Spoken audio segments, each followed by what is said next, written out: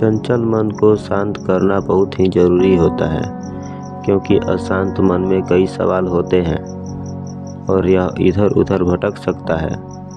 गौतम बुद्ध मन को शांत करने का आयाम के बारे में बताते हैं।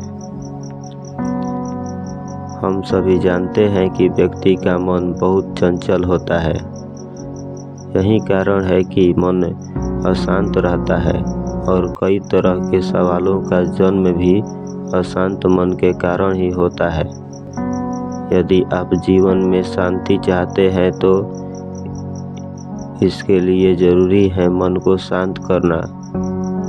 लेकिन मन को शांत कैसे किया जाए?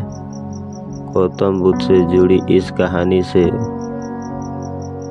आप जान सकते हैं कि मन को शांत करने का क्या तरीका है। इसमें भगवान गौतम बुद्ध द्वारा मन को शांत करने के आयामों के बारे में बताया जाएगा। जानते हैं इस कहानी के बारे में जिससे आपका जीवन बदल जाएगा। मन को शांत करने की कहानी। इस कहानी को अंत तक सुने और हमारे YouTube चैनल को सब्सक्राइब करना ना भूलें।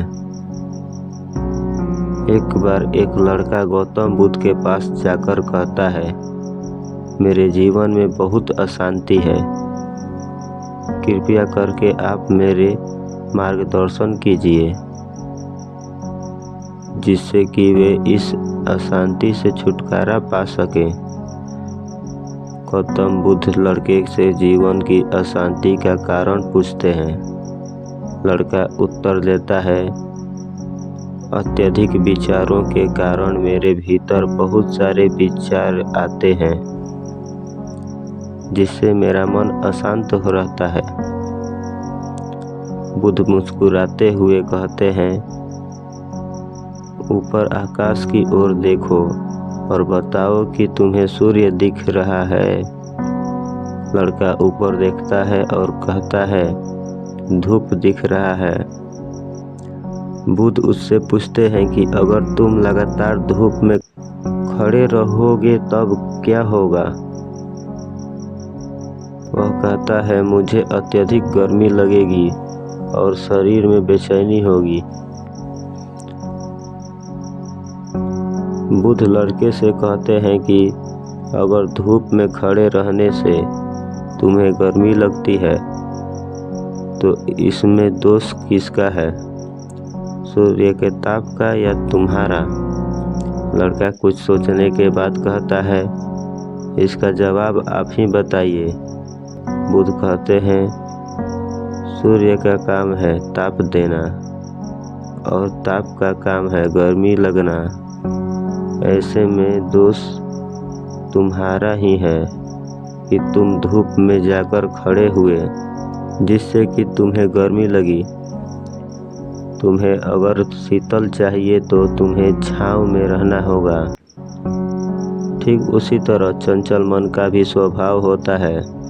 विचारों और भावनाओं को जागृत करना विचार क्षण भर के लिए होता है, लेकिन विचार से पैदा हुई भावनाएं देर तक टिकी रहती है। लेकिन यह तुम्हें निर्णय लेना है कि तुम्हें विचार और भावनाओं के साथ चलना है या अलग दिशा बनानी है। बुद्ध कहते हैं, मन को शांत करने के लिए तन के आयाम पर काम करना सबसे आसान तरीका है। शरीर के स्तर पर हमारी कामेंद्रियां और ज्ञानेंद्रियां हैं। कामेंद्रियां कर्म और ज्ञानेंद्रियां ज्ञान से जुड़ी होती है। इससे हम अपनी संवेदनशीलता को बढ़ा सकते हैं, यानी जो भी काम करे उसे आनंद से करे। मन के आयाम से हटकर तन के आयाम पर जाने से ही तुम्हारा चित्त शांत होगा।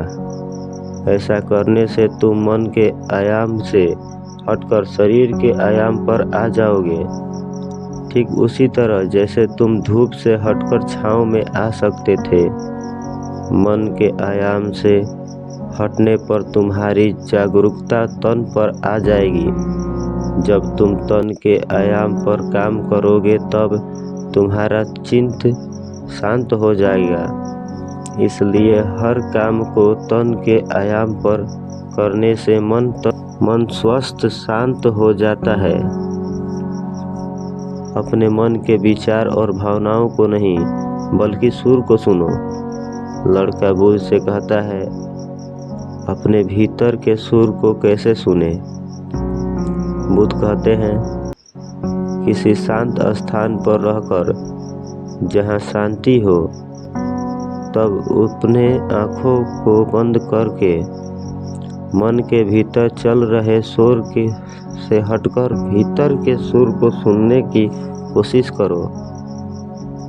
सुर निरंतर चलता रहता है, लेकिन बाहर के शोर के कारण तुम अपने मन के भीतर चल रहे सुरों को नहीं सुन पाते हो।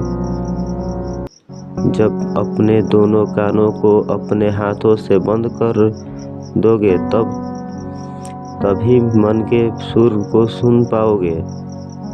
इस तरह तुम अपने मन की अशांति से दूर हो सकते हो और तुम्हारा मन शांत हो जाएगा।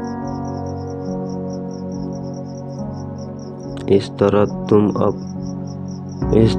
तुम मन की अशांति से दूर हो जाओगे और तुम्हारा मन शांत हो जाएगा।